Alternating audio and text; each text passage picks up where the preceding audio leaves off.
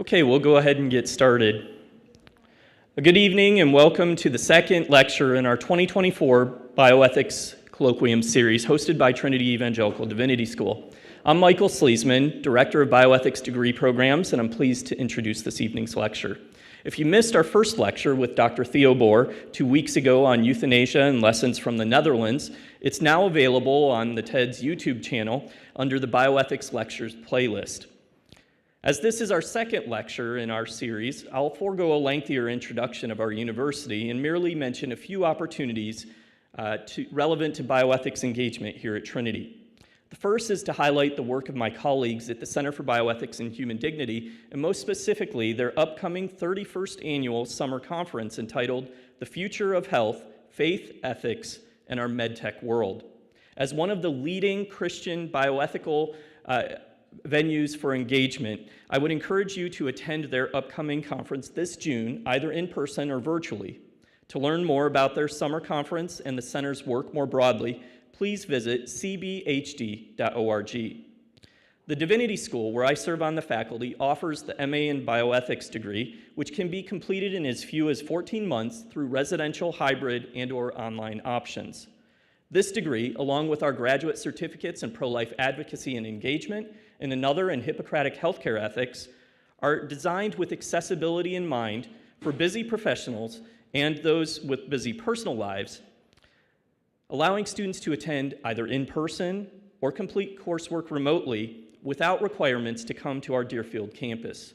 For more information about the bioethics degrees and related certificate options, please visit our university website at teds.edu/bioethics. The last thing I'll mention this evening is that Trinity also publishes the journal Ethics in Medicine, one of the oldest continually published bioethics journals, specifically from a Christian perspective. This journal is committed to exploring the connection between the legacy of the Hippocratic Oath and the wealth of the Christian tradition for the wide spectrum of bioethical issues. If you're interested in submitting an article, accessing the free archives, or becoming a subscriber, please visit the journal's website at ethicsinmedicine.com. Finally, I would like to invite you back for the John F. Kilner Endowed Lectureship, which will be delivered by Dr. Loris Kuljan on March 14th. More information on this upcoming free event is available on our Eventbrite page. Turning to this evening, Professor Allen's presentation will last about an hour, followed by Q&A. Those of you joining remotely can submit your questions at any time throughout the talk via the chat function on the YouTube live stream. Once Professor Allen finishes her presentation, we'll try to get to as many of your questions as our time will allow before our 8:30 conclusion. For those joining this lecture as part of a bioethics course here at Trinity, we will reconvene both here in the room as well as the remote Zoom session that I emailed the students earlier about, beginning around 8:45. And now to this evening's lecture. Our speaker this evening is Professor Adeline Allen, Associate Professor of Law at Trinity Law School, and she was recently appointed as an Associate Fellow with the Center for Bioethics and Human Dignity. We're grateful to Professor Allen for joining us this evening, as she is here on campus to participate in a consultation of the Center's Academy of Fellows, where she'll be presenting another paper tomorrow evening on donor conception. So again, I want to express my gratitude for her graciously taking on this additional speaking request when she had already committed to presenting something else, so thank you. Her scholarship focuses on the natural law foundations of contract law and the family, the view of the human person in bioethics, and the nature of contracting. She was a 2017-2018 visiting fellow at the James Madison Program in American Ideals and Institutions at Princeton University, and has been published in a variety of venues, including the Harvard Journal of Law and Public Policy, Public Discourse, and World. She and her family live in Southern California, where our law school is located. Will you please join me in welcoming Professor Allen as she presents This Incarnational Life, Surrogacy, and Christian Anthropology.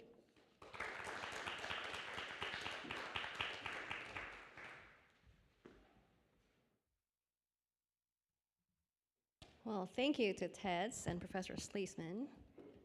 I am very honored to be here with you all, and I bring greetings from the law school in Southern California to you. I think I may have brought this weather along. And thanks to TEDS and Professor Sleesman for welcoming me and inviting me here, even though I'm not a bioethics specialist. Also, surely I'm not the first one to point out that this is not a TED Talk, but a TED's Talk.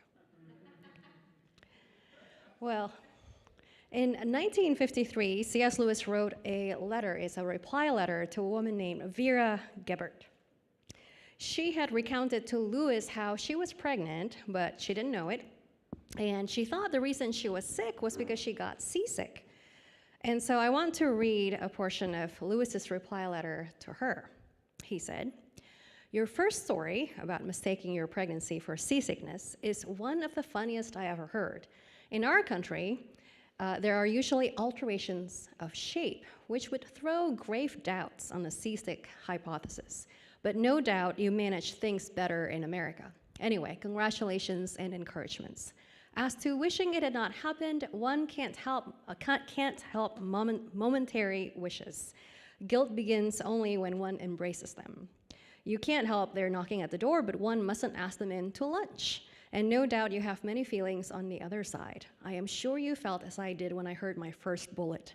This is war. This is what Homer wrote about. For all said and done, a woman who has never had a baby and a man who has never been either in a battle or a storm at sea are, in a sense, rather outside, haven't really seen life, haven't served. We will indeed have you in our prayers," end quote. Well, I was reminded of that letter from C.S. Lewis when I was reading the New York Times about a month and a half ago at the LAX airport, of how Paris Hilton, the heiress, and her husband just had a baby through surrogacy. This is their second baby, born less than a year after they had their first baby, who was also born through surrogacy. The baby was a surprise to her family, and she revealed the surprise at a Thanksgiving family gathering. Now, here's what Paris Hilton said, and it's quoted all over news outlets. She said, "My parents did not know when it was happening. They just knew it was going to happen," end quote.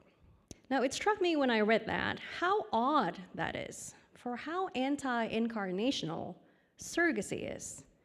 Bless her heart, but Hilton's belly would have stayed as flat as ever throughout all those months that the baby was being gestated by the surrogate mother. No such alterations of shape, to use Lewis's polite phrasing, for Paris Hilton.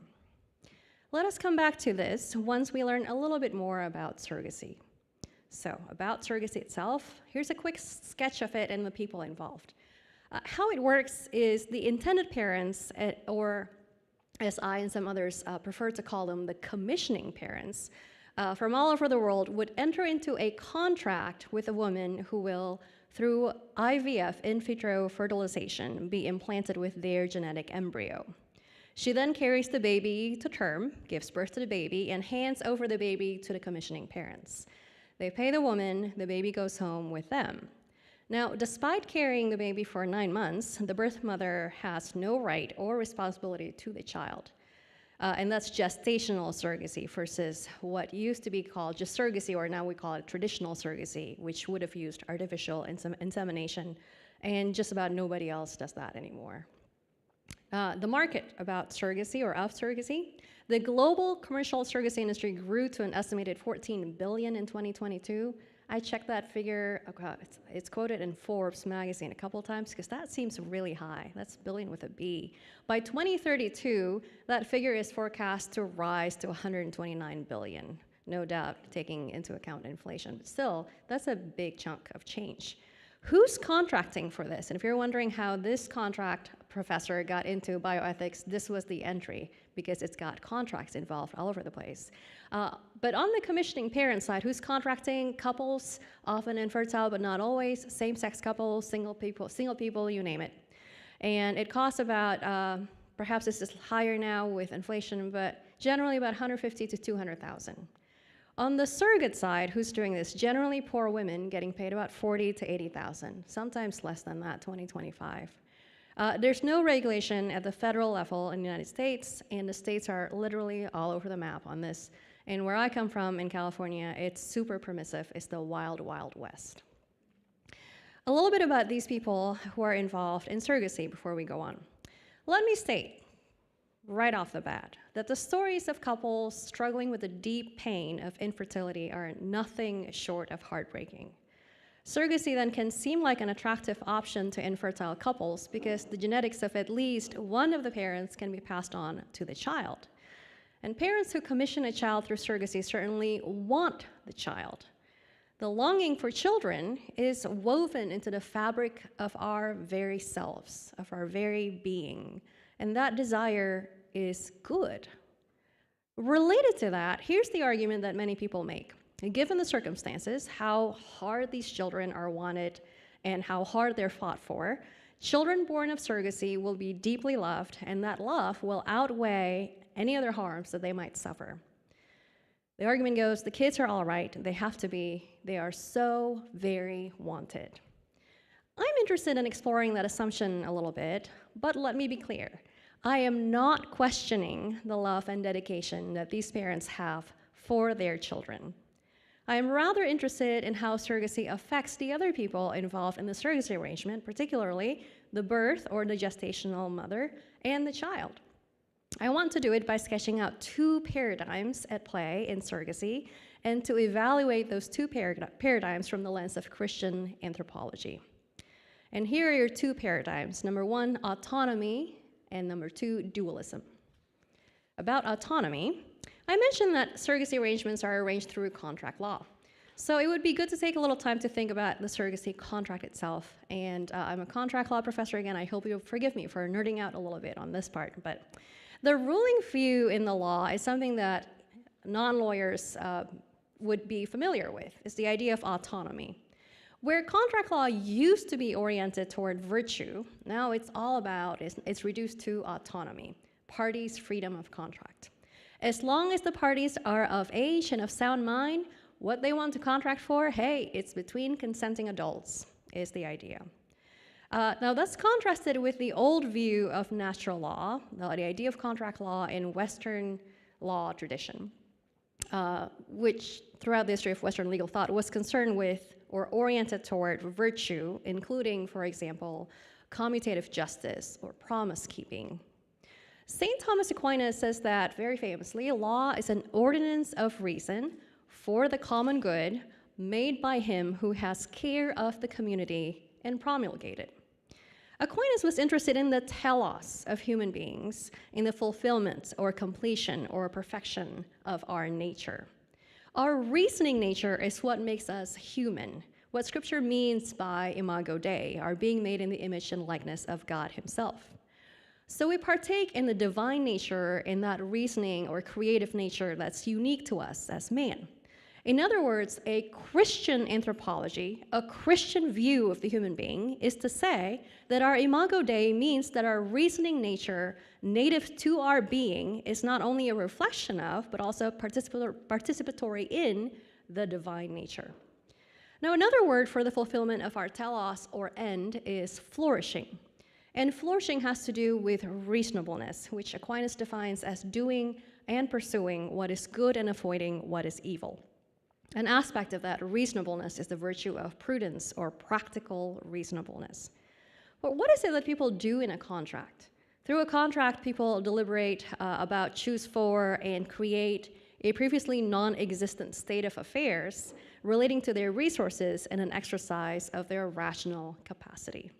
So the practical reasonableness in contracting is precisely the good of the capacity to deliberate about valuable possibilities and prudence.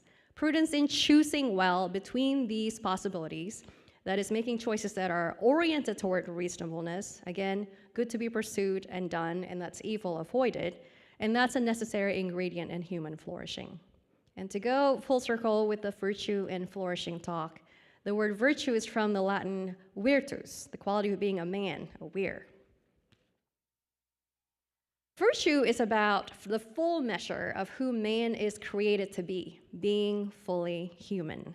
A flourishing person is a virtuous one, and there's no way around that, and the etymology of the word bears witness to it. In fact, for Aquinas, flourishing is a state of blessedness that is a form of intellectual union with the divine creator.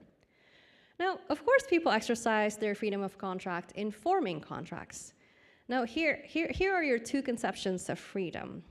Freedom is now commonly understood as the unshackling of limits, of being free from restraints.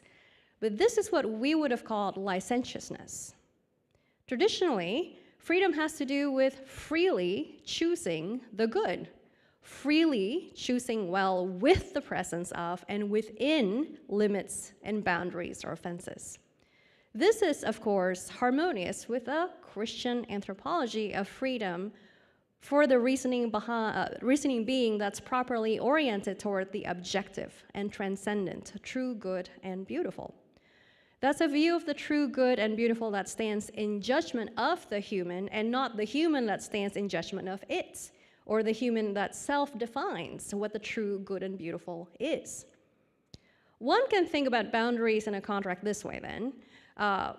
There's moral absolutes or exceptionalist norms, like we may not contract to murder someone, we may not contract to enslave someone.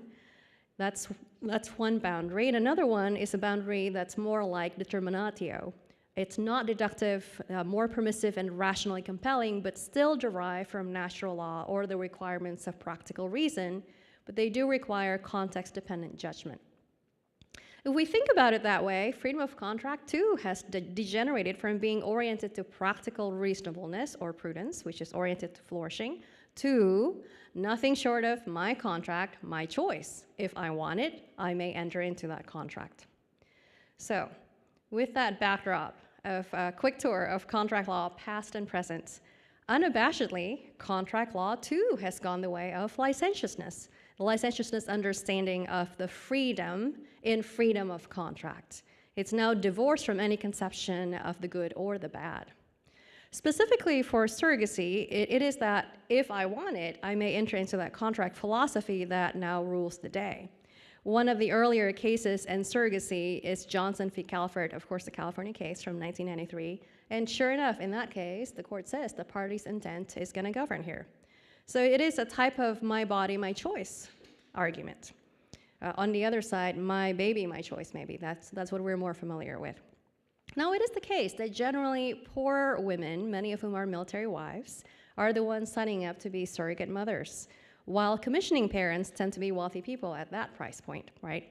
But considering the disparity in bargaining power between the poor surrogate woman and the wealthy commissioning parents, how kosher is that consent of that surrogate woman if we talk about freedom of contract? Is there economic exploitation involved? Some have observed the uncomfortable congruence between organ selling and the exploitation of the poor, and surrogacy as organ renting, and for a good reason, I think. Now, of course, contract autonomy or party consent for both parties in privity of contract, as we would call that, that's we can say, or some would say, okay, I can see some semblance of it there. But what about the child's consent? More on that soon. So, I once gave this talk at Notre Dame Law School, and the students there actually pushed back on how I think about this, about not being a moral absolute, that I think it's determinatio. They said, well, maybe it is a moral absolute, but for now, perhaps I can say it's not as clear a case as do not murder somebody, do not enslave somebody. But I do think definitely it's within the province of prudential application of what we should not do. So how might we figure out the prudential or the application of practical reasonableness in surrogacy oriented toward what is good? That brings me into the second paradigm at play in surrogacy. If that was the first one, and this is now the second one, dualism. Now, to answer a question I brought up earlier, what would be oriented toward what is good in choosing well in surrogacy, toward what would be good for us as humans? In a Thomistic fashion, I'd like to explore a little bit of what makes us man, a little bit of who we are to the level of our nature. Who are we as humans? What is our view of the human based on the truth we know from both reason and revelation? That is to say, what is anthropology? What is our Christian anthropology at that? Our understanding of the human. There is a givenness to our procreation and origins due to our creatureliness. This giftedness is morally significant. We humans, we are embodied beings. We are our bodies. We're not minds or souls who happen to have bodies. This view is the Aristotelian Thomistic hylomorphism, and it understands the human person as one of substantial unity of mind and body. The body is an essential and intrinsic aspect of personal identity rather than a mere extrinsic instrument or appendage of the self. The view of the body as an appendage of the self is actually super common in our time. Applying body-self dualism to the human person, Princeton University's Robert P. George explains that it is a form of Gnosticism in which, and I quote him now, the material or bodily is inferior, if not a prison to escape, certainly a mere instrument to be manipulated to serve the goals of the person understood as the spirit or mind or psyche. The self is a spiritual or mental substance. The body is merely a material vehicle. You and I, as persons, are identified entirely with the spirit or mind or psyche, and not at all, or in only the most highly attenuated sense, with the body that we occupy, or are somehow associated with and use, end quote. So the Aristotelian Thomistic hylomorphism is the view that's opposite of that very common view of dualism of body and soul. Now, that is how God created us, this body-soul unity. This is part of the nature that he has given us, part of the giftedness of our creatureliness. This means that if we are to be most true to our nature, or become fully ourselves, or become fully human, or for us to be flourishing, it must be through embodiment. We must honor our bodily nature and bodily reality. There cannot be any other way, because there's no possibility of flourishing apart from being true to the reality of how God has created us, that is, as embodied beings. Stated another way then, Christian anthropology is embodied anthropology. And if that's the case, that anthropology must be one that honors our in the flesh, literally incarnate nature. This brings us to, we humans are, or should be, begotten, not made. The ethicist Oliver O'Donovan submitted that when we make rather than beget a child, we consign him to the status of a product. We become the maker, the one with superior status. The child is the product, the inferior. And he said, and this is from his book, Begotten or Made, ?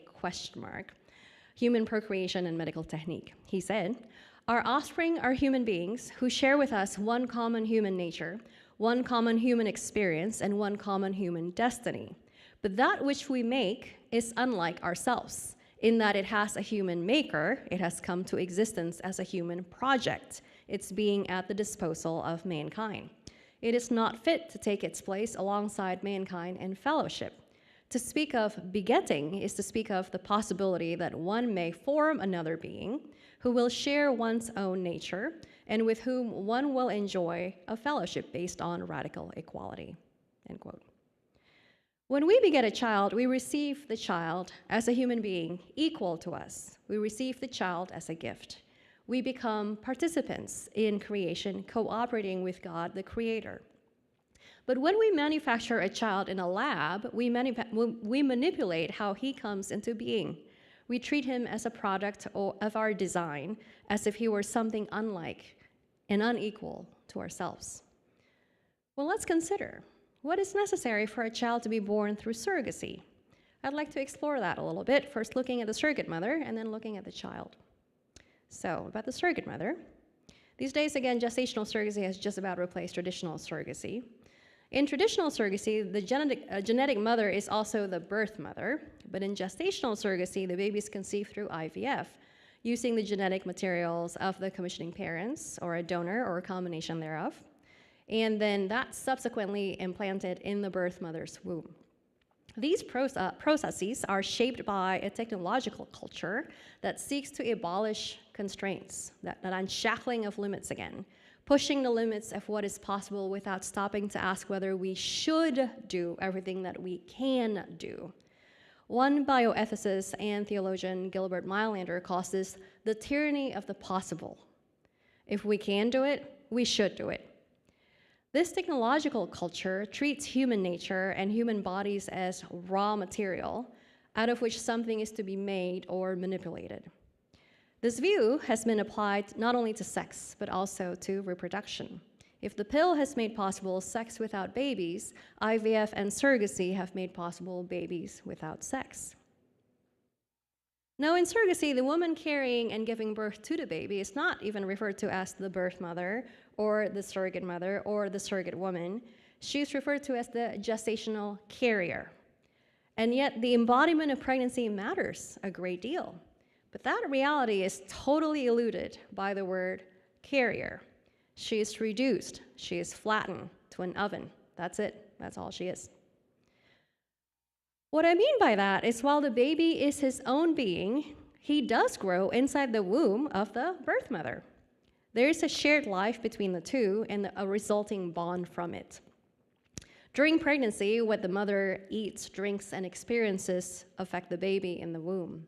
I had midwives who would always tell me, careful with anger or strong emotions, your baby feels that. Don't be so stressed out. Surrender. Careful with what you eat. But one medical sociologist says, and this is a quotation, if you are pregnant with a baby, you are the mother of the baby that you're carrying. End of discussion. The nutrients, the blood supply, the sounds, the sweep of the body, that's not somebody standing in for somebody else to that baby. That's the only mother that baby has. End quote. To be sure, though, the child's genetic makeup, often that of the commissioning parents, is indisputably important. It is fundamental to his or her identity. And a plug for CBHD, I want to talk about that tomorrow. But the growing science of epigenetics and fetal origins has allowed us a glimpse of the bond forged in the womb.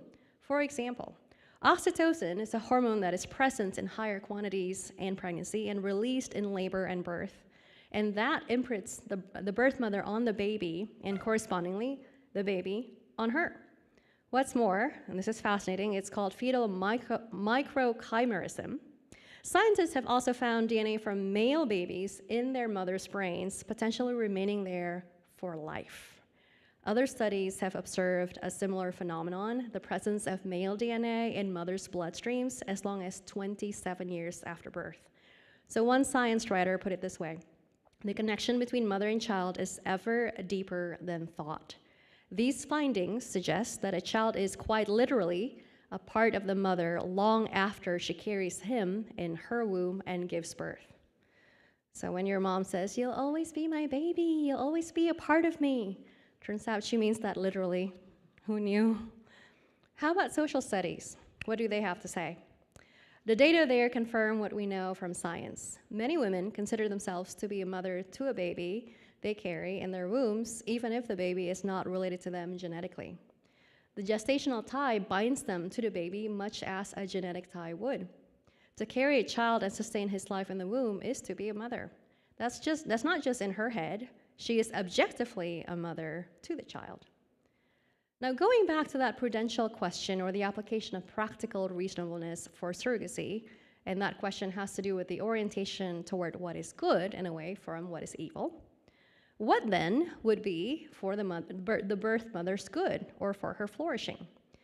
Put another way, and I'd like to think not a surprising way for us at Trinity, if we Christians are called to love our neighbor, and love is willing the good of the beloved, what then would be the good of the birth mother, who is our neighbor? We must honor that reality of motherhood with her, the reality of embodiment as part of our human nature. The embodiment of shared life matters, and it testifies to the biological parentage of the birth mother. Really, the term biological parents in surrogacy ought to include the birth mother as well as the genetic parents. A birth mother loses a part of herself when her intimate connection with the child is severed. And that is precisely what surrogacy does by design, that's suffering. In surrogacy, the child is intentionally and contractually severed from a relationship with her. Now, some arguments against what I would say here would say, oh, well, a surrogacy arrangement is really just a service contract. But to my mind, that misses the point. They are also disturbingly similar to the argument made by proponents of slavery in the 1800s. They used to say, oh, we're not in the business of buying and selling human beings. They said, we're in the business of the labor of human beings. Now, it's interesting to note that opposition to surrogacy makes for strange bedfellows. The Catholic Church opposes it, as do some feminists. Some wealthy, progressive European nations outlaw it, as do some poor, conservative Asian countries. One thing in common, though, is the recognition that treating the birth mother as a carrier is reductionistic of her whole person. It is demeaning and dehumanizing. She is reduced from a whole person to a commodity, a rent-a-womb, raw material. Surrogacy exploits the birth mother by objectifying, commodifying her. In the words of Jennifer Law, who is the founder of the Center for Bioethics and Culture, she said, women aren't just empty vessels. The womb isn't arbitrary. Women aren't breeders. So, if surrogacy is demeaning and dehumanizing to the birth mother, objectifying her and reducing her to a commodity, surrogacy is not for her good. It does not contribute to her flourishing as a human being. These women are not served well by surrogacy, and we fail in our duty to love this neighbor through surrogacy. I said I wanted to look at that from the woman's perspective and the child's perspective. So here comes the child. The other human being caught up in all this, even if he's not in the privity of the surrogacy contract. That person is, of course, the child that's born under the surrogacy arrangement. As to the child, with regard to that prudential question again, or the application of practical reasonableness, what would be for his good, for his flourishing? To restate the question from earlier, only now looking at the child, what is necessary for a child to be born through surrogacy? Perhaps we can start with the eggs and the sperm that are used in IVF if you're using donor conception. Donor eggs, again, used in surrogacy sometimes have different price tags. Did we know this? The eggs of an Ivy League educated donor command more money in the market. I'm talking upwards of $50,000 for these so-called Ivy eggs, but sometimes only $2,500 for regular eggs. The eggs of a blonde, thin, and tall woman are more sought after in the market, as well as the eggs of a woman of a certain ethnicity, like if you're Jewish, if you're East Asian, or Indian. So for everybody else, I guess, not so much. And you heard that right. I'm not kidding. The baby, like the womb, has become a commodity. The same kind of calculation goes for donor sperm too, just lower in price because the sperm is plentiful and way easier to obtain. It's a smartphone and porn in one room. I'm now quoting Oliver O'Donovan. He said, for whatever may be said about gametes, children are not property to be conveyed. The notion that one might undertake to become the parent of a child in order to alienate one's parental relation to another implicitly converts the child from a person to a commodity, end quote. So, the manufacturing of children in IVF and surrogacy commodifies children, but it also puts our culture on a slippery slope toward eugenics. Here's what I mean by that. If children are already manufactured anyway, why not manufacture them with desirable characteristics and specifications? Why not produce children who are more and not less perfect?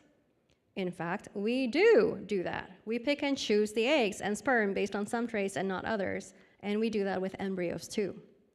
What sex would you like the baby to be?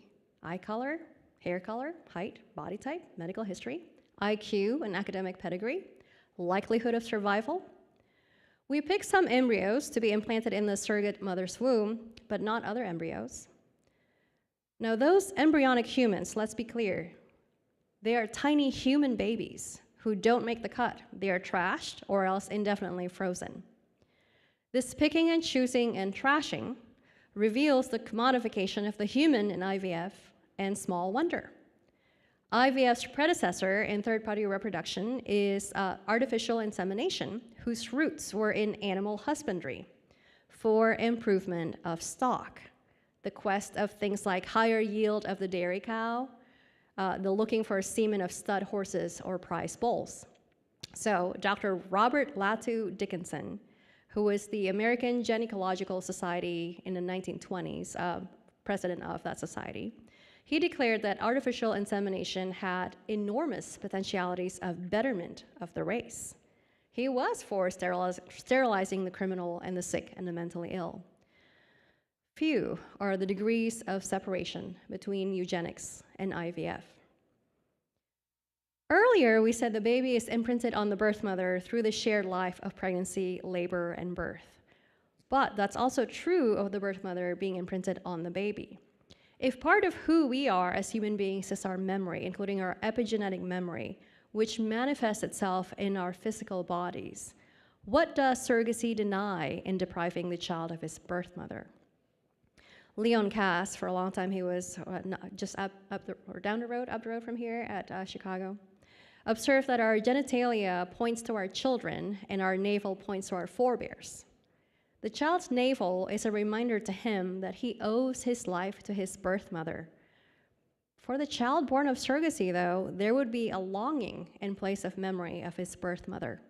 Every time he sees his belly button, it is a reminder ever present in his body that his birth mother is always going to be a stranger to him. We are our bodies, after all. We are not ghosts in machines, as if our souls are the real us and our bodies are just meat suits, as dualism would suggest, meat suits. Or, in Mary Harrington's memorable phrase, meat Legos, in her book Feminism Against Progress. We are, rather, body-soul composites as embodied beings. As Pope John Paul II says, the body reveals the person. We don't have bodies, we are our bodies. And the body of the child testifies to the parentage of the surrogate mother. There's also the matter of high stress for the newborn baby when he is removed from the birth mother, along with the deprivation of her breast milk for him. You heard about them a little bit, midwives. I live in Southern California. I had home births and the whole thing. And my midwives weren't necessarily Christian. They were just really interested in babies and births, healthy births, things like that. And I was really surprised that my midwife stopped me and said, you really need to learn how to breastfeed. This is back before the baby was even born. I was still pregnant. You really need to learn how to breastfeed, or because your breast milk, there's a particular smell that your baby knows. That's you because of your breast milk smell, and not any other woman. Your voice, the baby, I think we know this as Christians from pro-life advocacy, your voice is what the baby has heard inside the womb and not anybody else's voice. That's well documented in research. In surrogacy, the earliest and most powerful bonds formed between a child and his birth mother are by design severed, disregarded, and rendered irrelevant. But these are matters of the child's identity, genesis, and well-being. They are being intentionally discarded. Research shows that children who learn that they were conceived using surrogacy often start showing adjustment problems around the age of 7. Now, the problems have not been characterized as a psychological disorder, but the onset of adjustment problems at the age of 7 is interesting because it coincides with the age at which children begin to make sense of the concept of biological inheritance. So the findings suggest that the absence of gestational tie between commissioning mother and the child is harmful to the child. IVF and surrogacy introduce what has never been done before, splitting the child's biological mother in two, the genetic mother and the birth mother. The fragmentation, in turn, fragments the child and harms him. He cannot now be raised, known, and loved by his biological parents.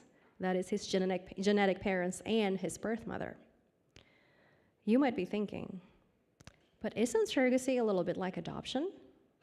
Actually, the two could not be more different. In adoption, the biological parents are replaced by the adopted parents to redeem what is an already broken situation.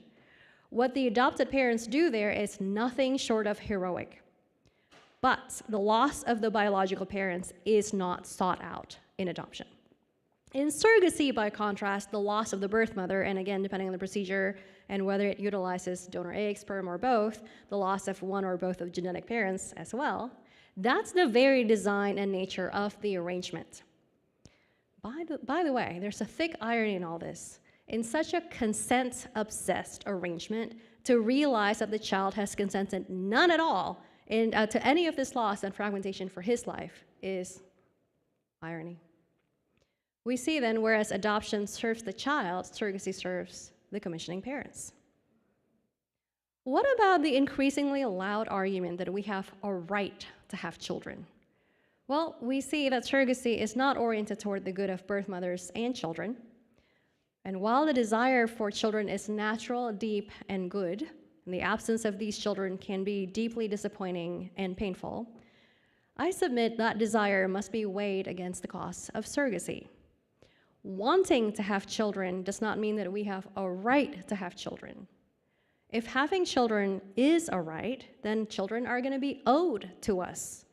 If we are entitled to them, we are gonna get them come hell or high water, including by less than kosher means like surrogacy. It is also true, by the way, that babies are wonderful. Each child is good and loved and unique and unrepeatable. But the good and worthy end of life does not justify any which means to procure it. If surrogacy is damaging to the child, if it reduces him to a commodity and dehumanizes him, then surrogacy is not for his good, it's not for his flourishing. Since that child is also most definitely our neighbor, and again, love is willing the good of the beloved, we do not then will his good in surrogacy. We fail to love him as our neighbor in surrogacy. And that is true even when the commissioning parents have the very best of intentions. These harms are inherent in surrogacy. The idea that the bond between birth mother and child matters little is reductionistic and materialistic. In spite of the great love of their commissioning parents, the kids are not all right. We owe these children more than this. For this last bit of my talk with you, I want to ask, where do we go from here? Let me end with two of the newest trends in surrogacy, and lastly, where I think we ought to go from here. So here are the two newest trends. The first one is social surrogacy. And these are women who just don't want to go through pregnancy, although they are well able to. We're not talking about infertility here. So, and why? Maybe pregnancy will make them fat. Maybe they're busy professionals. Maybe they look at their calendar at work and go, I can't possibly take the time off. Maybe pregnancy is a hassle. So they say, let's just pay a surrogate to bear a child for us. That's called social surrogacy. Now, abhorrent as it is, with the thinking that we have a right to have children, that children are owed to us, social surrogacy is a logical step. The second newest trend is called the whole body gestational surrogacy. About a year ago, a philosophy professor from Norway made an argument on the journal Theoretical Medicine and Bioethics, and she called her idea whole body gestational surrogacy. And her idea is women who are in persistent vegetative state or are brain dead could be used as surrogates to gestate babies for commissioning parents. Second time I'm saying this, but you heard that right. So here, we're way past my body, my choice. We're just dispensing with autonomy because, of course, the woman can't consent because she's not even conscious. The good news, I think, if there's any good news here, is that the dualistic, even the Gnostic assumption in surrogacy is now materializing, clear for everyone to see. The bad news is that it's ugly as ugly gets, and it's a thing of horror. That assumption in surrogacy that we are not embodied beings in our body-soul unity as we actually are, but that the real person is the soul separable from the body, is now loud and clear. And here's what I mean by that. Following Gnosticism's inherent logic, the body is nothing more than a hunk of meat. So forget the song and dance about obtaining the woman's consent to be a surrogate. Let's just use the oven, pop in the bun, and turn it on. Denying embodied anthropology, no consent is needed because the body can't consent if the real person in the form of her soul is a goner. The assumption or the message is she's brain dead anyway. She's in a persistent vegetative state anyway. Now, where I think we ought to go, what I think we need, for what it's worth, is a recovery of natural law or virtue ethics and Christian anthropology and jurisprudence and bioethics. What is oriented toward our good and our flourishing, which entails the necessary recovery of hylomorphism, the recovery of understanding of embodiment as part of our human nature. Andrew Walker at Southern Baptist Theological Seminary had a tweet once that I really liked. He said, "Make hylomorphism great again." To that, I want to say amen. Now, in some church traditions, we are now in the pre-Lenten season, having just walked through the 3 seasons that focus on the Incarnation. And that was Advent, Christmas, and Epiphany. Throughout those seasons we just passed, focusing on the Incarnation, as we do every year, we sat with Mary in her pregnancy. We contemplated the coming of the long-expected Jesus. She would have seen alterations of shape, that phrase from C.S. Lewis earlier, of her own body. She would have felt it. She lived through it.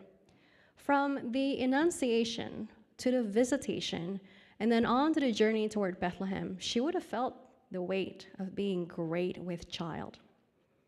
And of course, the Word was made flesh and dwelt among us.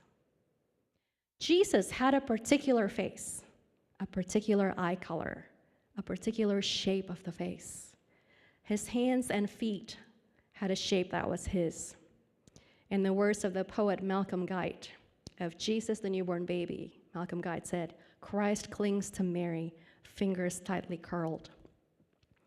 We'll contemplate those hands and feet, that particular face, that particular forehead, bruised and bloodied from the crucifixion and the crown of thorns, as we go up to Jerusalem with Christ this coming Lent, starting next week, on to Holy Week, Maundy Thursday, and Good Friday.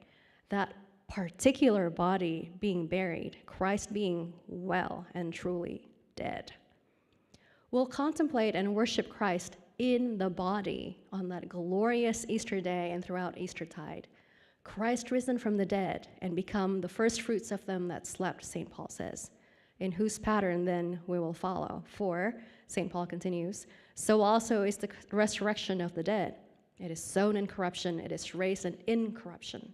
It is sown in dishonor, it is raised in glory. It is sown in weakness, it is raised in power. It is sown a natural body, it is raised a spiritual body. There is a natural body and there is a spiritual body. We'll contemplate and worship the risen Christ then ascending to heaven. In human form he ascended, in the body, where he sitteth on the right hand of the Father. And how? Not sloughed off from the body, but ruling and reigning there at the right hand of the Father, whose kingdom shall have no end, in the body.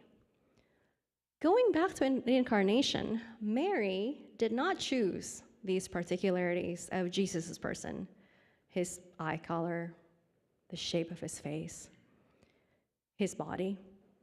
She did choose to say yes to God, but in doing so, Mary simply received Christ, begotten of his Father before all worlds, now incarnate in the flesh, in the body, as Jesus was given to her. As I think we've seen, this posture is so different from surrogacy. The goodness of the body of the child, and thus the person as he is, not as we choose him to be, is antithetical to the logic of IVF and surrogacy. Contra the posture of receiving the child as a gift from the hands of God, surrogacy makes consumers and commodities out of us. Man, bearing the imago Dei and participating in the divine nature, whose incarnate nature is ennobled by the incarnation of Christ, is properly begotten, not made. But surrogacy turns on this and causes man to be made, not begotten.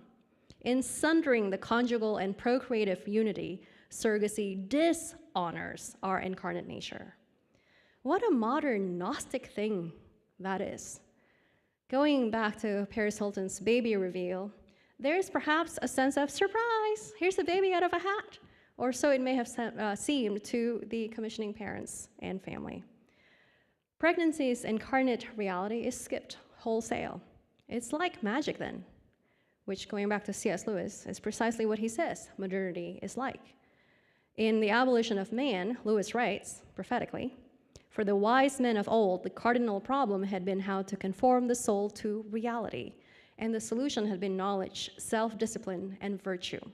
For magic and applied science alike, the problem is how to subdue reality to the wishes of men.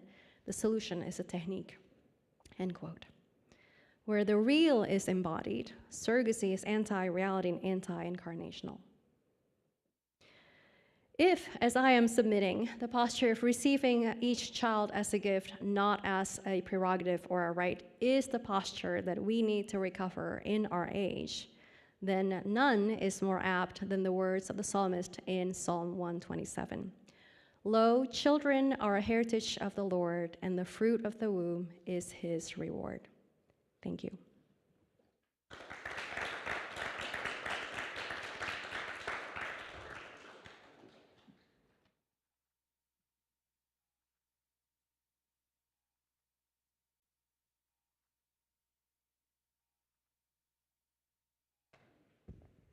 Okay, are we live? Yeah, great. Thank you so much for that excellent discussion of surrogacy, and especially the connection to embodiment and the ways in which robust Christian anthropology really, I think, speaks into the issues of surrogacy. Would invite those of you in person to go ahead and raise your hand. We'll just have the speaker repeat your question, so rather than passing a microphone around. For those of you online, go ahead and add your questions to the live chat, and we'll read those off as they're available. Go ahead. Yeah. I've seen online people have talked about using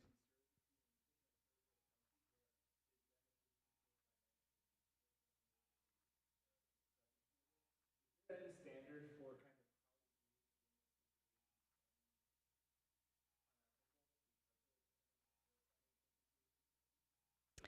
A question, I want to make sure I get this right. Is there any standard to make sure that surrogacy is done ethically, especially when we're using women in poor countries abroad? Okay. Again, my position is there is no ethical way to do that.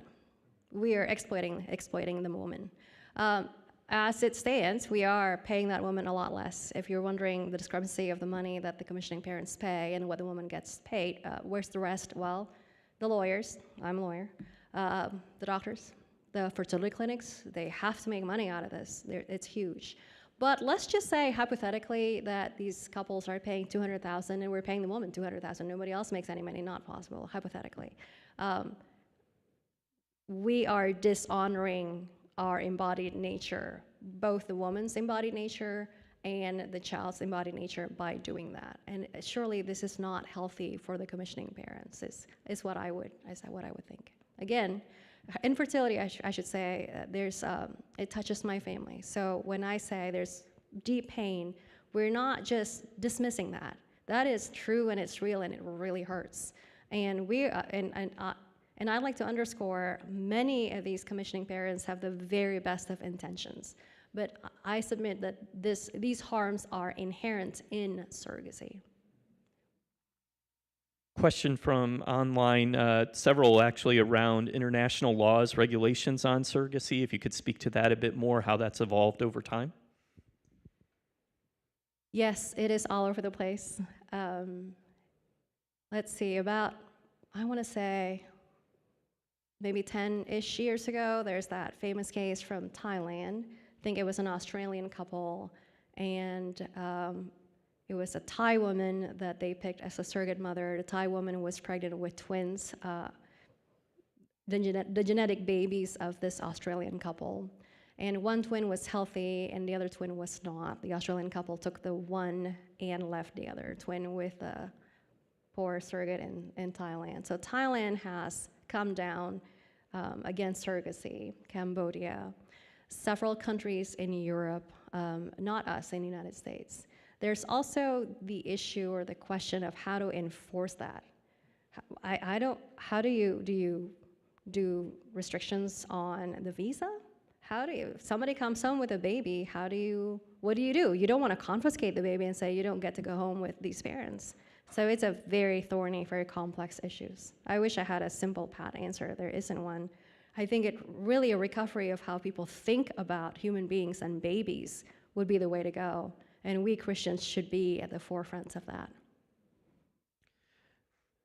Go ahead. So there's some doctors, even in the area, that are talking about a way to approach, I know this is different, but IVF as, okay, we won't have all these extra embryos. It'll be more expensive, but you can do IVF by just creating two, implanting them immediately. I'm guessing from your talk, I know what you'll say, but I just question, like, What are your thoughts? Is that a moral absolute no? Or if there's no extra life being created and discarded, is there ever a potential route for that? Yes, question is, well, is there a way for us to have embryos that we are going to use completely? And so we're not thrashing any human beings or freezing them indefinitely. Is that an ethical way to go? And you guessed correctly. I think we should craft the best case scenario. Hypothetically, we've got a loving, devout Christian couple, right? And so they have a number of embryos. They're gonna use every one. Even the word use, how else do we have that verb there? We shouldn't be doing this to human beings. But let's just say that we're going to implant every single one.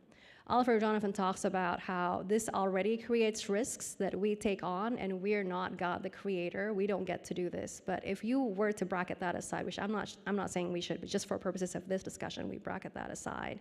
And we say, well, there's no embryos now going into the freezer indefinitely. There's no embryos being trashed, right? This is still pro-life, right? And I think if we're looking at it through church traditions, this is harder for evangelicals to hear, that doing that still dishonors our embodied nature. The womb isn't arbitrary. Jesus, it's not just the time, but where he was in Mary and all that process, it is the ennobling of the incarnation, is one way to think about it. Of course, we don't have a Bible verse, right, evangelicals, that say, thou shalt not commit surrogacy. It does not mean that we do not understand or we cannot understand what scripture principles are teaching us. Another way is to go through what Oliver Donovan says, that when we make a something, we make that thing as a product. That's not begetting a human being anymore, that's manufacturing something. He has strong words to say about that. John Finn is associated now with Notre Dame, previously with Oxford, says when we do that, we have a master-slave relationship, and boy, that's hard to hear, I think. A clarification online to the, you mentioned the whole body gestational surrogacy. Someone just wanted to clarify that that was a thought experiment versus has that been done?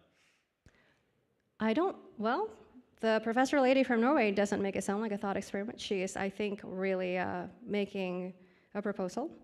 I don't know whether that's been done. I would hope not.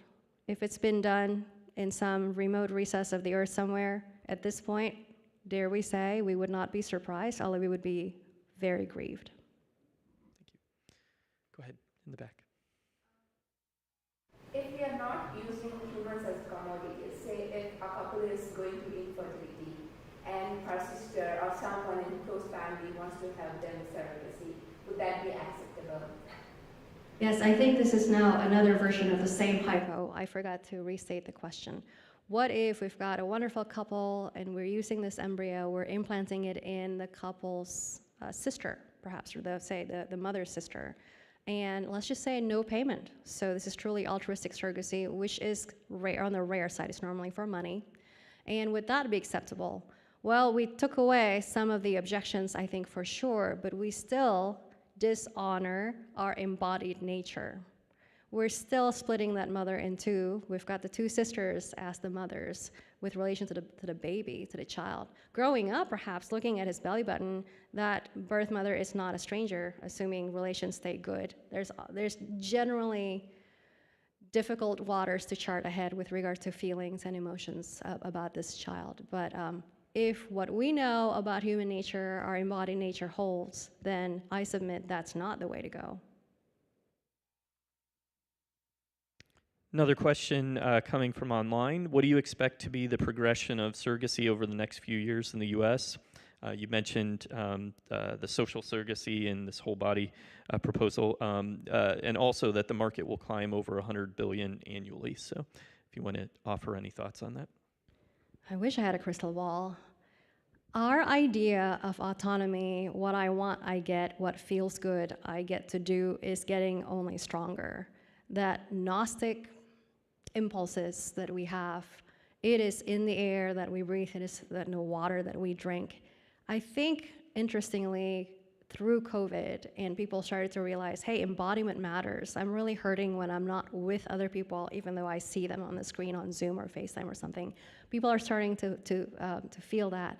And perhaps there would be surprising developments, but given how strong the currents are with regard to autonomy and Gnosticism, I don't see it getting better.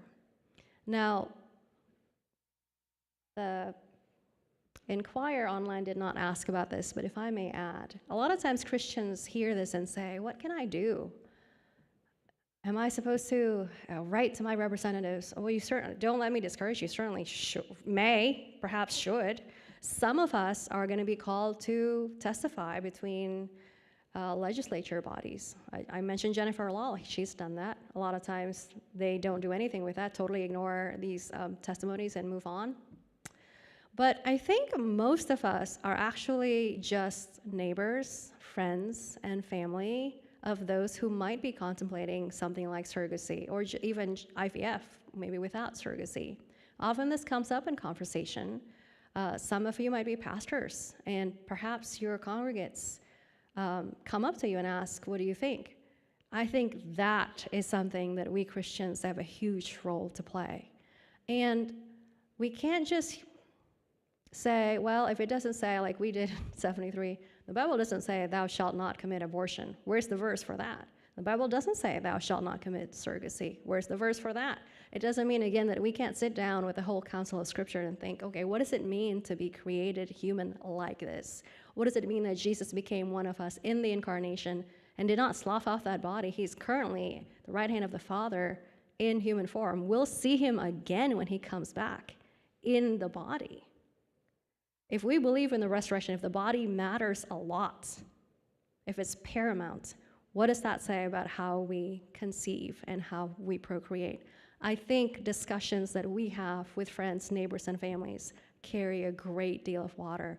And certainly, this is our calling as Christians, to speak the truth in love. If I could follow up on that a little bit, one of the things that we were a bit surprised about a few years ago at the center was the rise of Christian surrogacy organizations. And one of the things that we encountered in my time at the center, and I'm not sure if Dr. Epinett has encountered this over the past couple of years, but requests from pastors how to respond to individuals in their congregation who appeal to things like the value of children that we see in Scripture and this idea of bringing the gift of life to these families that are infertile or unable to bear children. How would you respond to them in terms of guiding pastors to respond to those individuals in their congregations? Yes, earlier I quoted, it's the Sisters of Life that said each baby is good and worthy and valuable and unique and unrepeatable and loved. And that's true. We Christians get that babies are a good thing, right? This helped our pro-life understanding. This has helped our pro-life advocacy.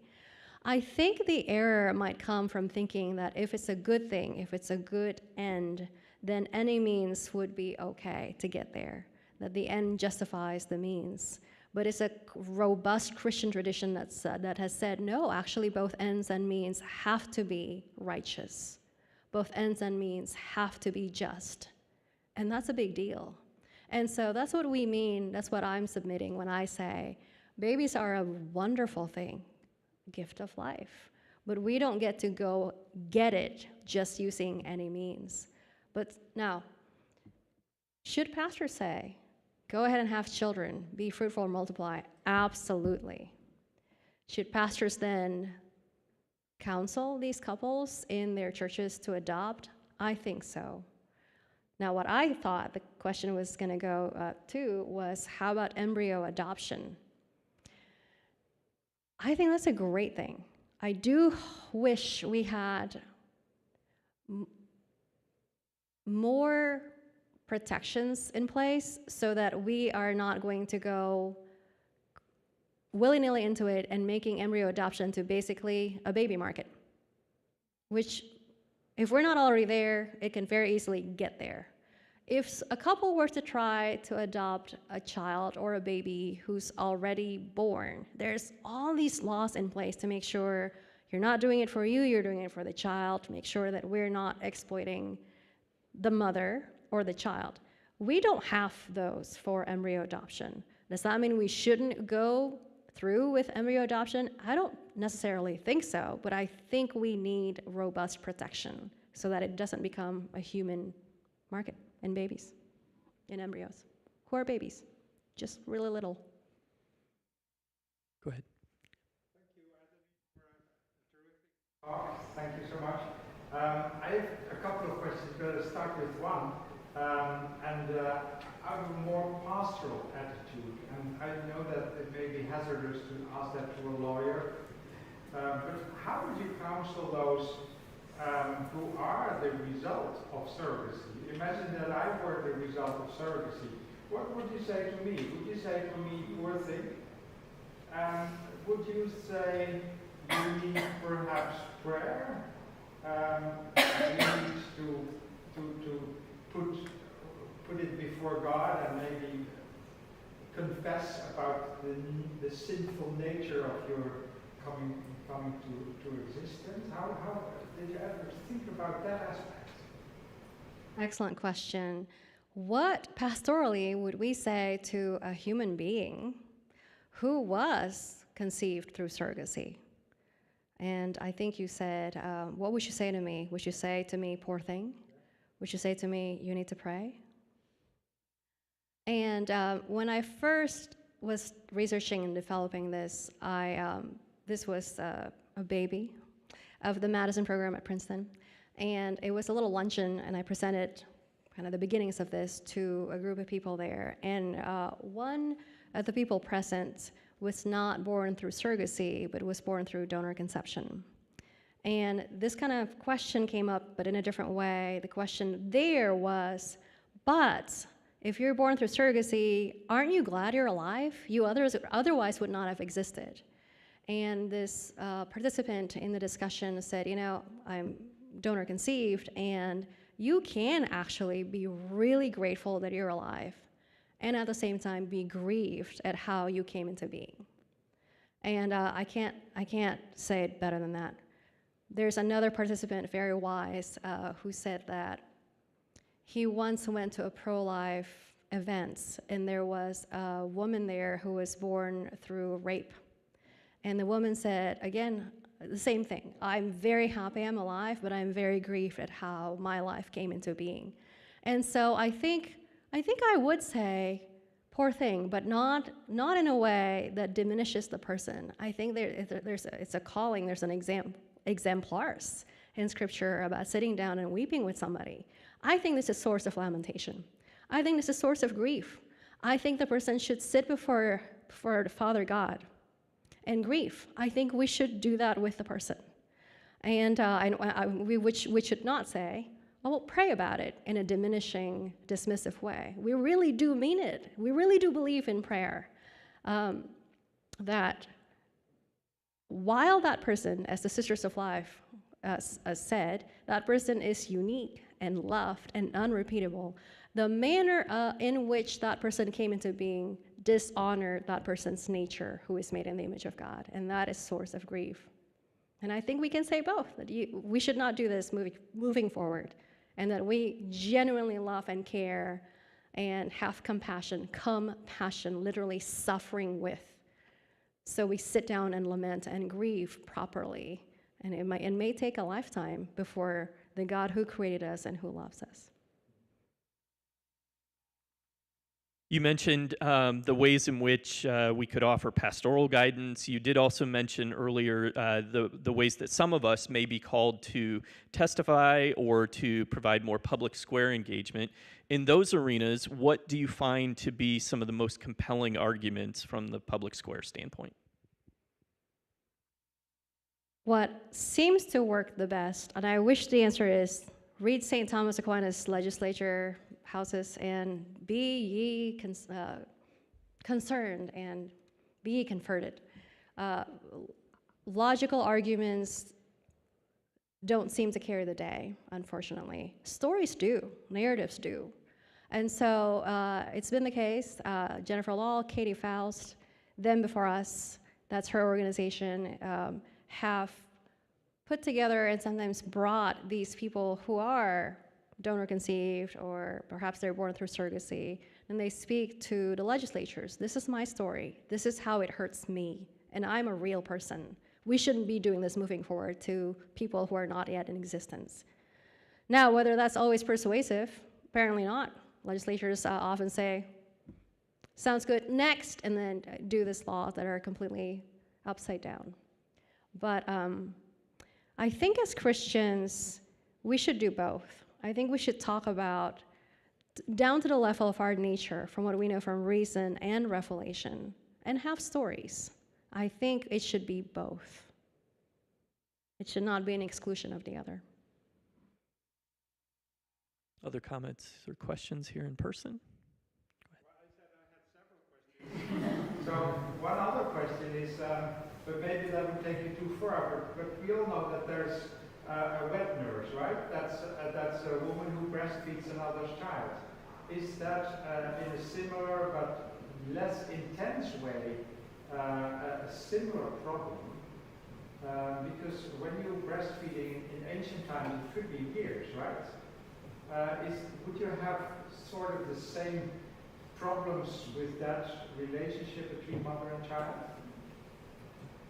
The question was, what about wet nurses? Would that be analogous to the problem of surrogacy? In ancient times, people breastfeed for years, and American women, if we could bring those ancient times, make breastfeeding great again. Bet you didn't think it was going to go here. And so is that analogous with surrogacy? I would not put it in the same plane of problems at all. When we think about ancient times, it's generally, and help me out, those who know this historically, it's generally children of aristocracy. Is that right? If you work as a wet nurse because you work for somebody of a great house or something like that, and perhaps that came from children needed to perpetuate the family line, but they need to be around but not heard, and it's really hard to do this, and so you employ somebody to do that. That wasn't the best for the child, but that's certainly better than ancient times. There was no formula, better than letting the child die. And so the child's already in existence. I think we do have fewer problems here with regard to embodiment and the dishonoring of our nature. I would not put it in the same plane. Question regarding some of the developing technology around synthetic or artificial wombs and how that may impact any of these issues related to surrogacy. Would you see that as preferable? Would you see that as also problematic? Yeah.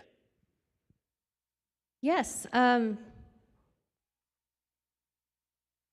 like to chew on that a little bit, but if we're gestating babies in synthetic wombs, again, I think we go down to the level of what is our nature, what are we designed for, and how have we been designed? I think we also start questioning what is much bigger talk, much bigger subject. I'm not here to talk about that beyond the scope, but this is all related to what is man and what is woman. Abigail Favale, The Genesis of Gender, what a fantastic book. And she really grapples with this question of our age, what is a woman? And if Abigail Favale is right, I think she is, about her definition of a woman, it has to do with procreation, with that power, that capacity in your body. If we go to a machine instead, we are making ourselves more machine-like and less human-like. So forget being fully ourselves, being fully human, forget flourishing. If we're appropriating more machine-like characteristics into ourselves. A great book that would speak to the idea of we are voluntarily making ourselves more machine-like and less human is A Web of Our Own Making, The Nature of Digital Formation by Anton Barba-Kaye. And he was one of the Madison Fellows that year. That's how I knew about the book, and I just finished reading the book that just came out, Cambridge University Press. He doesn't go necessarily talk about the machine, the gestating machine, but I think it has a lot of those same concerns. Question in terms of the some of the legal clarifications. What happens if the contracting parents don't want to keep the baby after it's born, and also what happens if the surrogate wants to keep the baby that they have gestated? Very ugly things. If the commissioning parents don't want the baby, it's basically the baby's screwed. The surrogate mom is often stuck with the baby, and perhaps stuck isn't the right word, because a lot of times they say, no, this is my baby. Now I'm very poor a lot of times, and this is really hard financially, but of course, this is my baby. And the second question is, what happens if the surrogate woman wants out? There's all these clauses about how to get out of the contract. It's definitely oriented toward the benefit of the commissioning parents and not the woman. And what the woman wants just doesn't carry water.